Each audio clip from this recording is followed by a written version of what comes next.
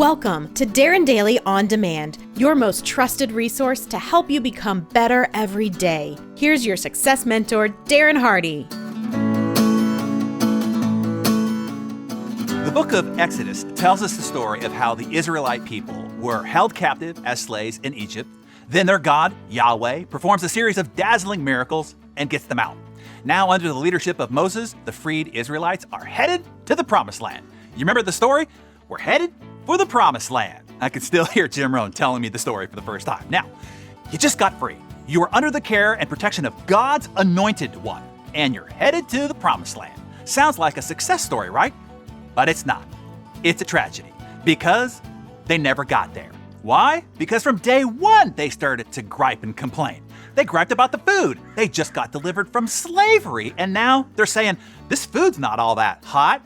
They were facing starvation, and God provided them with manna from heaven, but they could only compare it unfavorably to the delicious melons, cucumbers, and meats that they had known in Egypt. They whined and cried about the water. They had water in the desert, and they're griping about it. They said, this water doesn't taste that good. I mean, come on, give us a break. How much of this can you take? They whined and cried and griped about the leadership that delivered them from slavery, the leadership that parted the Red Sea with the strike of their staff. They said, this leadership's not all that competent. I mean, come on, give us a break. They whined and cried because it was too hot, it was too cold, it was too far, it was too difficult, it was too windy, it was too rocky. They wound up crying for years, and finally God said, I've had it, trip canceled, or something like that. God himself became so irritated by their endless discontent that he barred the entire generation, Moses included, from ever entering the Promised Land. And they died, still in the desert, after all that trouble. And even after the next generation established itself in the land of milk and honey, the grumbling continued unabated. Whatever they had, they were still perpetually discontent, always dreaming about something better and comparing that dream to what it is that they had. We call this the grass is always greener syndrome, the psychological equivalent of an optical illusion, a mirage, a fantasy fixation. As soon as we get over the fence and we get up close to the grass, to that new shiny object, to that imagined thing, we see that it is not so green after all. So what do you do then? We once again look longingly to the horizon. The more distant and unattainable this new object, the greater is our desire to have it, and the greater our discontent is with what we have. You see, by nature, we humans are not easily content with our circumstances. By some perverse force within us, the moment we possess something or get what we want, our minds begin to drift towards something new and different, to the imagination that we've conjured in our head that is better than what we have now. We can see this syndrome playing out in our daily lives. We continually look to other people who seem to have it better than us.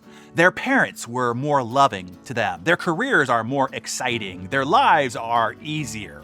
We may be in a perfectly satisfying relationship, but our minds continually wander towards a new person, someone who doesn't have the very real flaws of our existing partner, or so we think.